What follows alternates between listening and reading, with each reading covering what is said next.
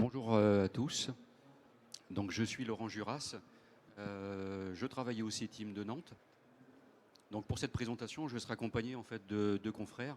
Donc, François Dupont qui vient du CTIPC et puis Jean-Charles Fontanier qui est de l'IFTH. Donc, le sujet qu'on va vous présenter aujourd'hui concerne le développement et l'amélioration des procédés de mise en œuvre des matériaux composites. Donc, je vous propose le sommaire suivant pour cette présentation. Donc, on va décomposer la présentation en 4 parties. Une première partie où je vais faire une brève présentation du guide procédé composite qu'on a mis en œuvre en collaboration avec nos 3 centres techniques. Je ferai une petite introduction générale également. En deuxième partie, je ferai une présentation assez brève du CETIM. Et puis, je vais m'attarder un tout petit peu sur un procédé d'enroulement filamentaire thermoplastique que l'on développe au CETIM depuis maintenant quelques années.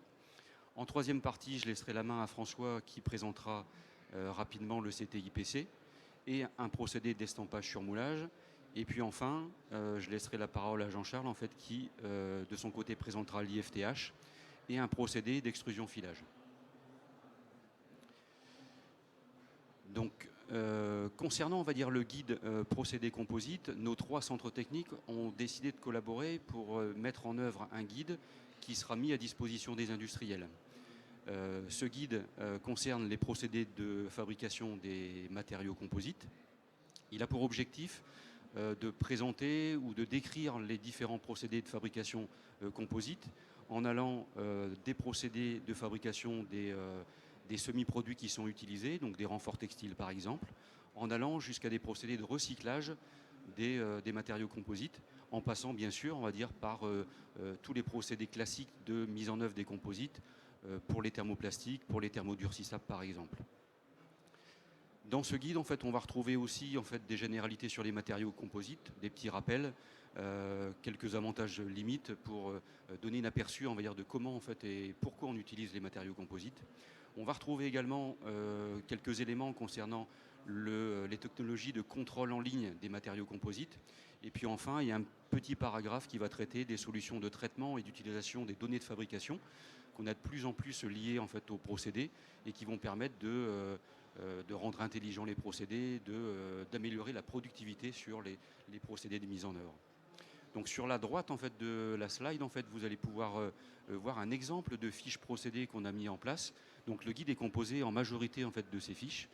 Donc une fiche est composée d'un petit bandeau en haut en fait, qui va résumer finalement les applications, le type en fait, d'utilisation du procédé. Est-ce qu'on est sur de la grande diffusion, sur de la haute performance par exemple. Le corps de la fiche, on va retrouver à droite des photos ou des petits schémas qui vont expliquer comment fonctionne le procédé.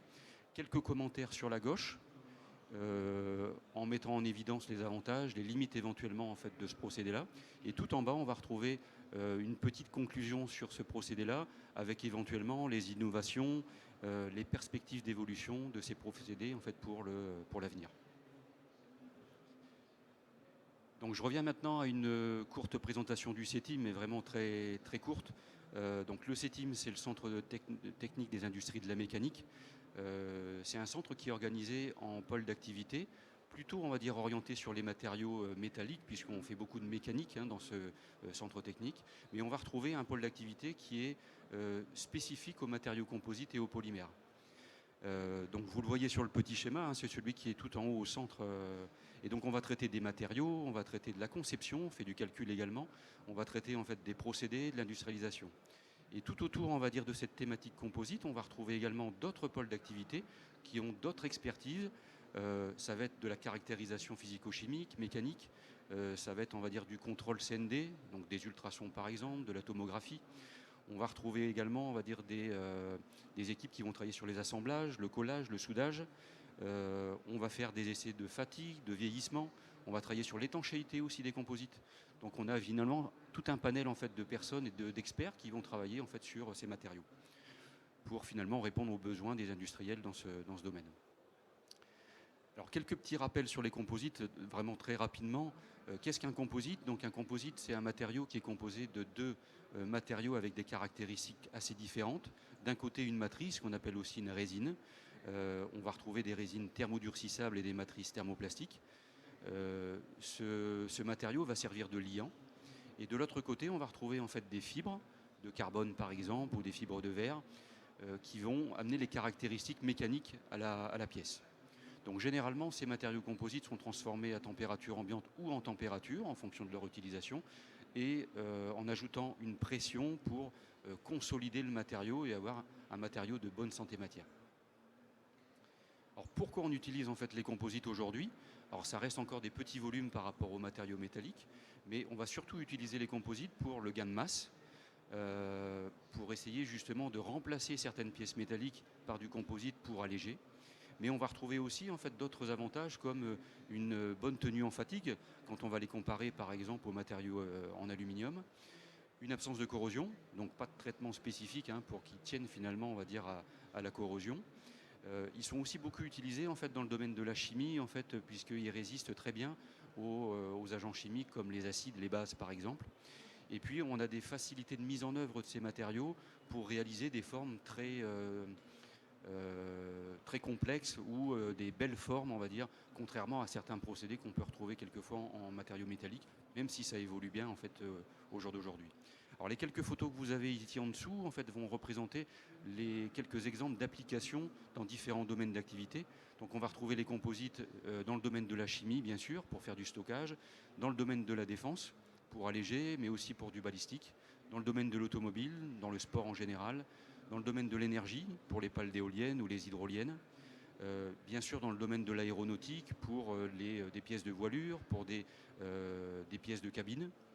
Et puis on va retrouver dans la vie de tous les jours en fait, du composite en fait, dans nos salles de bain par exemple, pour les baignoires, les cabines de douche, etc. Donc on va retrouver aussi bien des composites grande diffusion que des composites haute performance. Alors je vais passer maintenant sur 3 slides sur un des procédés qu'on va mettre en œuvre au CETIM. Donc c'est un procédé en fait qui est en cours de développement. C'est une machine dont on a fait l'acquisition il y a quelques années maintenant. Donc c'est une plateforme d'enroulement filamentaire robotisée qui transforme les composites à matrice thermoplastique. Donc le principe en fait de cette machine, c'est de venir enrouler un ruban de fibre qui est déjà pré-imprégné d'une résine sur un mandrin qui est tournant. Donc on réalise des pièces de révolution, des tubes par exemple ou des réservoirs avec différents matériaux, fibres de verre ou fibres de carbone en fonction de l'application. Alors si je rentre un tout petit peu dans le détail, donc pour transformer les composites thermoplastiques, on a besoin, on va dire, d'une source de chaleur. Et là, on va utiliser un faisceau laser. Donc vous le voyez sur le petit schéma qui est en haut à gauche. Et à droite, vous avez la tête de dépose. Donc on va utiliser une matière sous forme de ruban qui est sur la cassette, sur la photo, on va dire sur la gauche de la photo. Et tout à droite de la photo, vous avez un galet de compression ou de compaction qui va permettre d'amener la pression pour compacter la matière lors de la mise en œuvre. Et tout en finalement en déposant la fibre, on va la chauffer en même temps pour la fondre et la transformer, la consolider pour avoir une pièce qui sera avec les bonnes caractéristiques. Alors pour mieux comprendre, c'est vrai que c'est pas évident parce que c'est en peu de temps. Il y a une petite vidéo qui va tourner derrière sur une application qu'on travaille aujourd'hui. Donc c'est des réservoirs hydrogène qui sont pour le domaine de l'automobile. Donc là, vous voyez la tête en fait qui se déplace, on va dire, d'un côté à l'autre en fait du réservoir et qui dépose progressivement un ruban en fibre de carbone avec des résines polyamides. Donc l'avantage de faire des réservoirs en composite, c'est de pouvoir alléger, de les intégrer plus facilement aux véhicules hydrogène en fait sur lesquels beaucoup de monde travaille aujourd'hui. Donc voilà pour ce procédé. Je vais maintenant passer la main en fait à François qui va vous parler en fait d'IPC. Oui.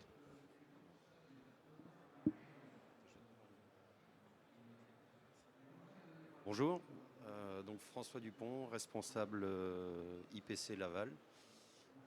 Donc je vais vous présenter rapidement en fait, le centre technique de la plasturgie et des composites, donc, voilà, qui est un centre d'innovation et d'expertise. Un petit souci sur le slide. Bon. Donc la mission d'IPC, c'est d'améliorer la compétitivité, de rechercher l'innovation et d'avancer sur tout un paquet de domaines qui concernent que ce soit la plasturgie, les composites, les développements des matériaux, le laboratoire et la simulation. Pardon, excusez-moi. Donc on va dire qu'on a 3 composantes, 3 axes de travail qui vont être en fait la recherche avec les projets collaboratifs, la prestation avec la R&D privée, et puis ensuite les besoins pour les bénéficiaires avec les actions collectives pour les accompagner. IPC est situé sur 5 sites en fait, donc il y a un site à Oyonnax, à Alençon, à Laval, à Clermont-Ferrand, et le siège en fait est à Paris. Donc on est situé, en fait, on a différentes cellules. On va aller expertiser sur les matériaux. On va avoir un développement, on va dire conception et simulation. On va avoir vraiment un secteur qui va être composite et ensuite procédé outillage. On va aussi gérer tout ce qui va être partie emballage, la veille technologique et l'économie circulaire. Donc on a différents ensembles de plateformes en fait, qui sont les plateformes d'essai. On va retrouver donc pour l'injection, pour l'extrusion, pour le recyclage, le copoundage, composite multiprocess, composite intelligent, la plasturgie durable. On va avoir une plateforme de fabrication additive donc pour les polymères, pour les composites et aussi de la fabrication additive de la métallurgie. On va avoir aussi différents laboratoires de caractérisation et d'essai qui vont être pour les plastiques et les composites et les produits d'emballage. Donc là, produits d'emballage, c'est plutôt sur le site de Clermont-Ferrand. Et la plateforme de veille technologique et ensuite une plateforme dédiée numérique. Donc je vais essayer, par rapport à comme a fait Laurent, c'est d'essayer de vous expliquer au moins une des fiches qu'on va retrouver dans le guide des procédés. Donc ça va être sur l'estampage sur moulage. Donc c'est un procédé, on va dire, hybride, qui est à 2 composantes, qui est sur une partie thermo-estampage et ensuite une partie injection qui va être la partie surmoulage. Donc c'est des produits en fait qui sont à composantes composites et thermoplastiques. Donc les composites seront des composites TP où vous pourrez retrouver tout type de matrice, tout type de renfort et toutes les familles s'appliquent sur ces composites, ainsi que les thermoplastiques, on peut aller sur toutes les variétés de thermoplastiques. Le vrai verrou en fait c'est de toujours avoir le lien entre la matrice TP et le TP qu'on va utiliser pour le surmoulage. Donc on va voir cette partie donc estampage qu'on va retrouver sur la pièce de gauche, là qui est un projet Stickpa qu'on a développé. Et donc en fait, pour vous expliquer ce procédé, on va prendre cette partie en fait de preg, de pré-imprégné ou d'organosheet, on a différents noms pour les appeler. Et en fait, donc on va le découper, le prendre, le placer en zone de chauffe, généralement dans un four infrarouge. Ensuite, qu'on va transférer dans un outillage et qu'on va venir maintenir, mettre en position dans l'outillage. Pour ensuite refermer. Au moment où on referme, on vient estamper et mettre en forme en fait notre preg. Et ensuite, il y a une phase de surmoulage, l'injection thermoplastique, et pour enfin démouler, éjecter la pièce. Donc l'avantage en fait de ce procédé-là, c'est d'allier en fait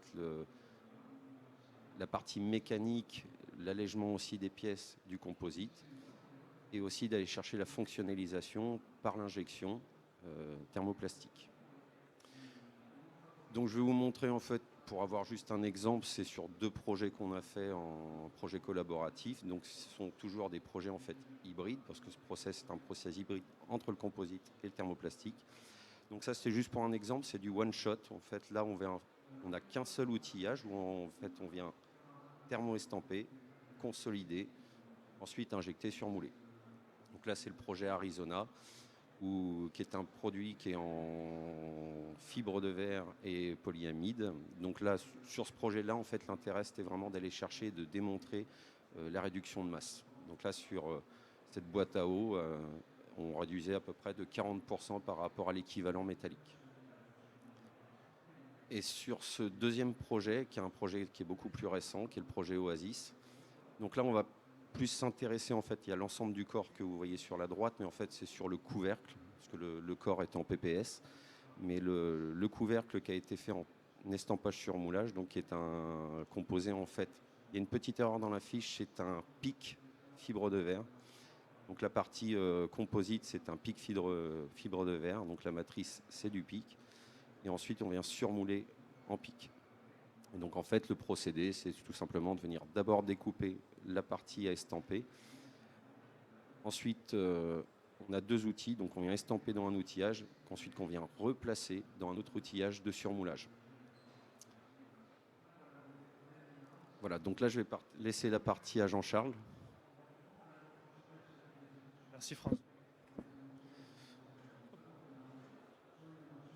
Bonjour à tous, je m'appelle Jean-Charles Fontanier, je suis chef de projet en R&D à l'IFTH, donc l'Institut français du textile et de l'habillement. Donc, courte présentation, l'IFTH en fait, donc, en tant que centre technique industriel, est dédié donc, à la filière mode textile et habillement. Et assez simplement pour vocation en fait, de venir donc, soutenir la performance des entreprises françaises, avec une répartition un petit peu partout en France par rapport en fait, aux axes historiques en fait, du textile.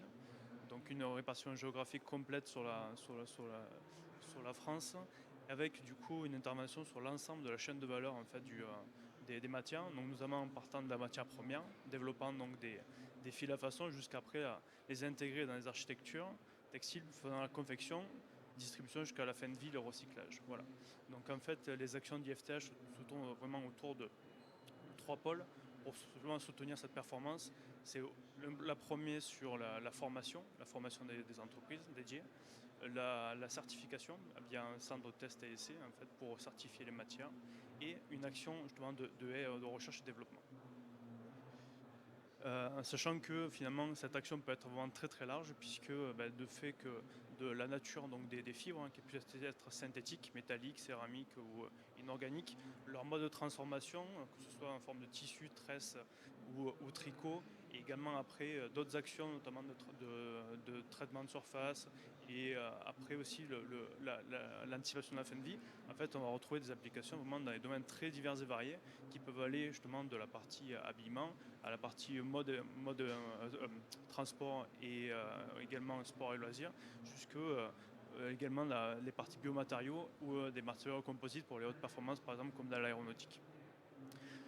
Donc, comme je le disais, au niveau donc, de la partie recherche et développement, on peut vraiment aller sur l'ensemble de la chaîne de valeur des matières, notamment donc, via donc, pour fabriquer vraiment des fils à façon et des matières qui vont répondre à des cahiers des charges, des propriétés vraiment spécifiques à l'application visée.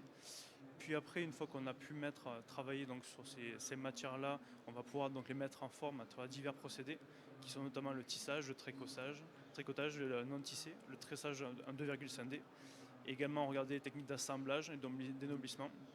Mais donc une fois qu'en fait on a plusieurs niveaux de technicité, donc je vais parler de la matière, de sa mise en forme, on peut également apporter de la complexité et de la fonctionnalisation en apportant dessous des traitements dessus, donc tout ce qui va être traitement en plasma, la chimie de surface, l'induction, imprégnation, tout ça pour apporter de la spécificité, améliorer les interactions matière et autres.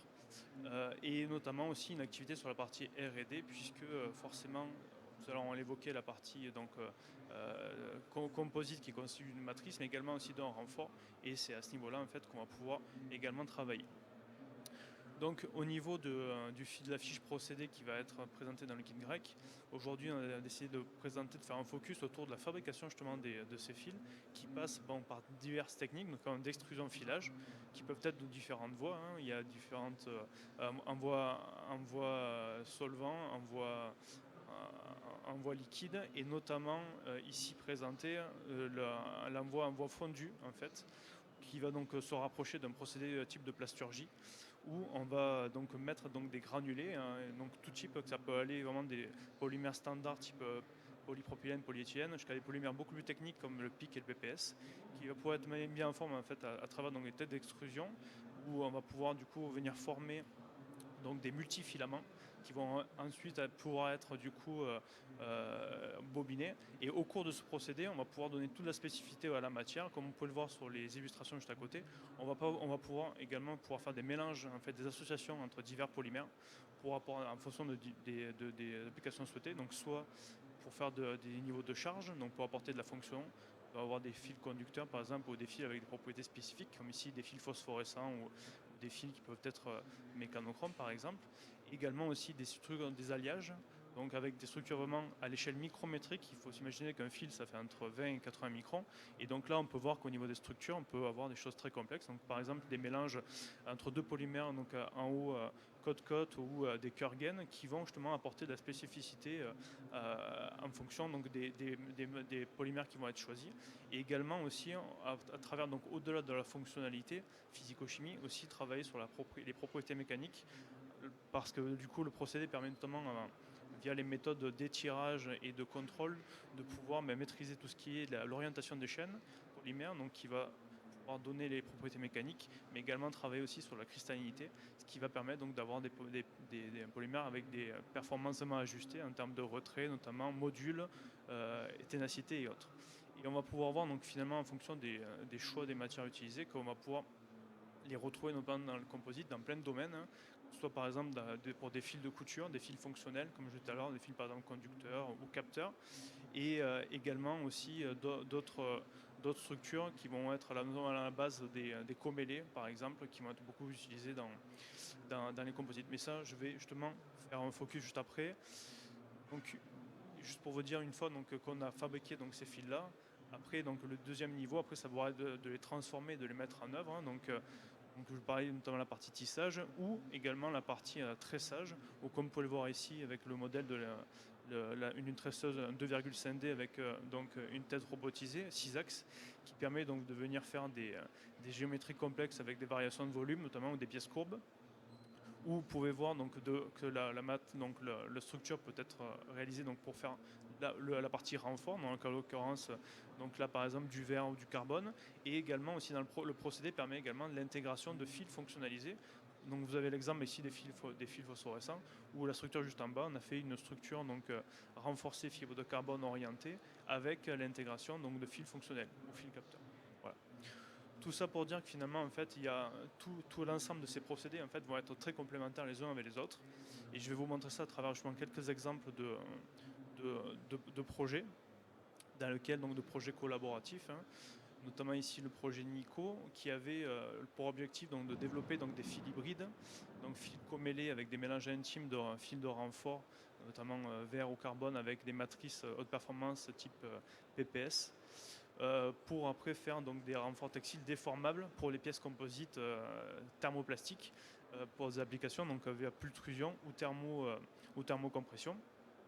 Et on voit bien donc, sur l'ensemble de ce projet-là qu'on a dû faire appel à divers procédés de transformation, dont le premier sur la partie donc, le filage donc, pour obtenir donc, des multifilaments de PPS notamment pour venir faire la partie matrice dans les comélés. Donc ça nous a permis justement d'avoir des propriétés optimisées pour les applications visées. Une fois que ces fils ont pu être réalisés, il y a eu les opérations de comélage pour pouvoir faire un mélange intime entre la matrice et le renfort. Puis après la transformation en renfort textile et la validation de ces semi-produits via d'autres procédés, donc notamment la partie thermocompression qui a été faite sur des pièces écoles par l'IPC justement, et valider également la partie comélée par des applications pour faire de la pultrusion. Donc on voit bien qu'à partir d'une seule matière, plusieurs procédés, on va pouvoir avoir vraiment un domaine d'application très vaste avec à chaque fois tous les procédés qui sont complémentaires les uns aux autres. De la même façon, notre projet également collaboratif visait ici à développer donc des renforts de type NCF, donc Non-Creep Fabric, donc à partir pour en fait, des applications autour de l'injection et la compression en fait, de composites à polyamide avec des renforts verts, sauf que la problématique de ce projet était autour des process de transformation, puisque pour faire de l'injection notamment et thermocompression de polyamide, on est sur des températures de procédés très élevées, et donc pour ça il fallait également développer donc, ce qu'on ne soupçonne pas finalement sur cette structure-là, mais des fils de couture qui puissent justement venir tenir en température, puisque l'idée étant de pouvoir faire des pièces qui peuvent être hautement déformables pour pouvoir épouser parfaitement le moule et puis après pouvoir être consolidé avec la matrice. Et pour cela, il faut que le renfort puisse déformer, également tenir en température, puisque si le fil de couture qui tient toute la structure se défait en montée de température, mais finalement on perd l'orientation préférentielle en fait, du renfort. Voilà. Donc encore une fois, c'est passé ce projet par la fabrication de multifilaments spécifiques et spéciaux avec des propriétés optimisées, notamment donc là en l'occurrence PIC PPS pour avoir des fils de couture résistants à haute performance et qui puissent du coup convenir également sur les procédés de transformation par couture. Et puis après justement aller jusqu'à la partie avec notamment aussi l'IPC sur la partie simulation de l'injection et la réalisation de préformes prototypes par injection et thermocompression. Voilà. Donc justement je vais m'arrêter sur cette slide pour faire un petit peu un guide de conclusion. Finalement, à travers toutes les présentations qu'on a pu faire entre le CETIM, l'IPC et l'IFTH, on voit que pour la fabrication des composites, appel à de nombreux procédés.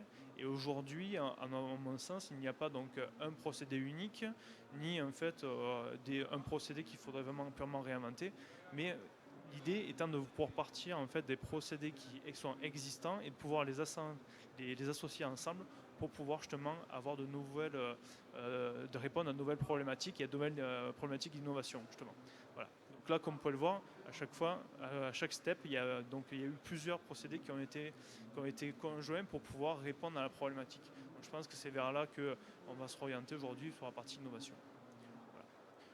Je ne sais pas si François ou Laurent, vous voulez peut-être me dire un mot pour la conclusion. Et je reprends juste en fait la parole 2 secondes en fait pour vous dire tout simplement en fait que nos 3 centres techniques sont à votre disposition si vous avez des problématiques ou des projets en fait dans le domaine des polymères et des composites. Donc CETIM, c'était IPC, IFTH. Donc on vous a parlé de ce fameux guide en fait procédé qui est en cours de finalisation et je pense que d'ici quelques mois on va dire il sera à disposition et il pourra permettre aux industriels d'avoir une idée, d'avoir des présentations sur les procédés et de pouvoir imaginer on va dire éventuellement des projets de développement. Voilà. Merci et puis si vous avez des questions n'hésitez pas.